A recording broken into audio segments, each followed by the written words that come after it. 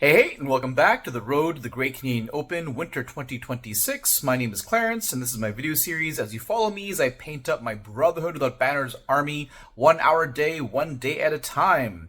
The point of this video series is to try and show you and to help you to paint your own armies as well, to show you that if you find time within the day on a regular basis to paint your armies, as chip away at it, you can accomplish a lot, get a lot painted, and get your forces done. Song is a fantastic game, my favorite tabletop game by far, and I think we can attract more players if we all bring painted armies to the table to make that game look fantastic, to make our game look fantastic. So let's take a look at where we're at and where we're going next. So this is where we're picking up. Last session we got a lot done. We were able to apply the Nazdrag yellow onto the yellow Roby parts. We did the banner with Wildwood, and then the banner flag itself with the Imperial Fist yellow. And then we went over the stag emblem and the back of the legs with some of the Wraithbone white and white mix. And we went over it with the Warp Block green to tie in the green and yellow scheme that the rest of the army has. So the goal today is to work on the gold. So I think I'm going to paint the hilts, the decorative piece, gold.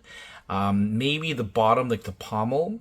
And it's possible that I might do like these round things on their chest in gold as well to break up all that silver.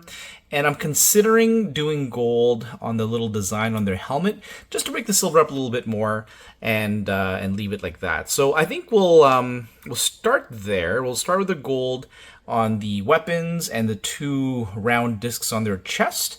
And we'll see how it looks, and then we'll decide if we want to do more gold after that. All right, see you soon. 1 hour work starts now. 30 minutes later, we are back, and we've applied gold to the hilts, the pommel, and the little round discs on the front chest as well. So they're looking come together. I can't help but feel that I should go in and paint the little design on their forehead in gold as well. The problem is it's just going to be very time consuming to be very precise. But I think I'm going to do it. So I'm going to spend half an hour more, I think, painting little gold symbols. I don't know if anything else goes on their faceplate. I'll start with that, and then we'll see how much time we got left. So see you soon, folks. Bye-bye. 15 minutes later, we are back after applying gold to the faceplates and the little antler signs on their helmets as well. That was actually a lot faster than I thought it would be. It was really not that bad at all. And I do like how the gold on the faceplate breaks up the silver that's everywhere else. So we've got about 15 minutes left. I think with that 15 minutes, I'm going to take my bright silver and brighten up the tips of the sword just to bring some more attention to the actual weapon. And I'm going to apply in Agrax Earthshade all over the gold pieces, and that'll be it. Typically, I do Reikland, which is more of a bright reddy wash, but I want these guys to look more dull and dirty and fitting the, Brotherhood Without Banners theme a little bit better. So Agrax Earthshade will be the wash of choice, and again, a little brighten of silver on the edges of the weapons just to brighten it up a little bit. They'll be almost done after that. But I know that to do the banner and to do like the handles of the swords in red, etc., is going to take much, much more time. So I'll save that for the last painting session. So last little bits to do for today coming up. See you soon.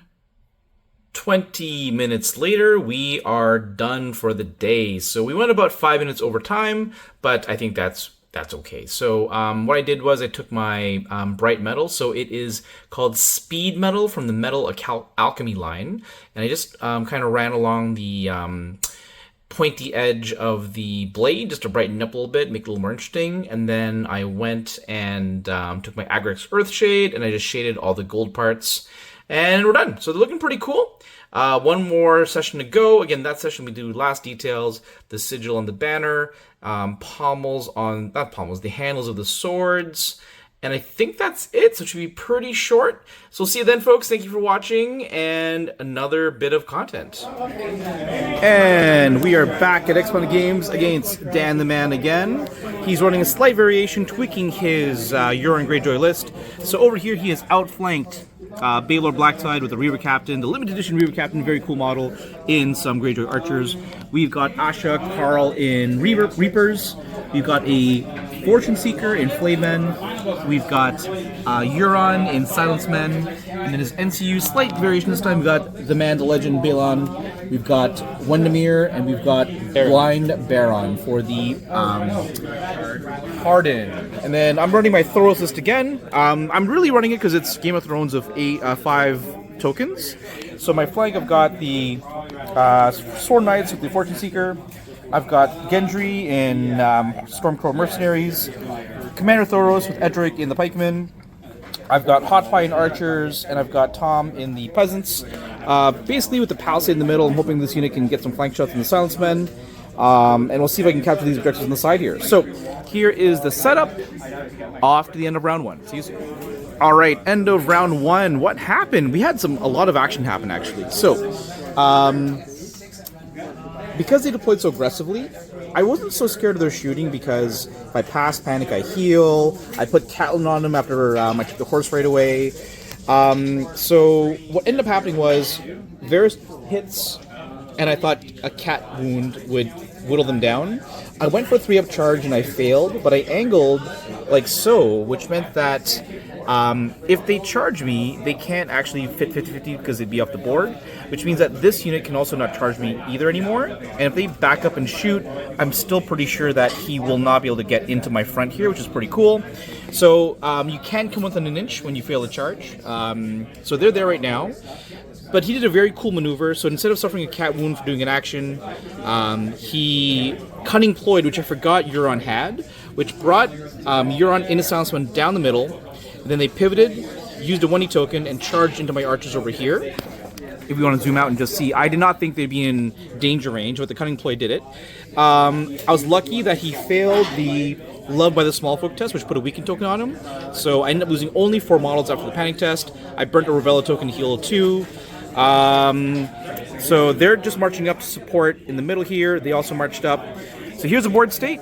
It is end of round 1, entering round 2. Here we go. Yeah, so end of round 2? End of round 2. Is this only round 2? This is crazy. Alright, so he led with the sword. Killed a bunch of guys. I Sun retreated behind the stake. So to charge you have to eat a stake. He uses activation instead to destroy the palisade that was here, which would allow the Flayed Men to grab the objective by going 50-50. After he destroyed this palisade, it turns out he was 10.5 away from here, which allowed me to fiery charge auto 6 into his rear, killed him.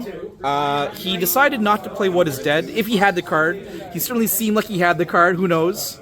So that was a pretty big kill. I gotta say the +3 hits of the pikemen have been pretty good, like really good.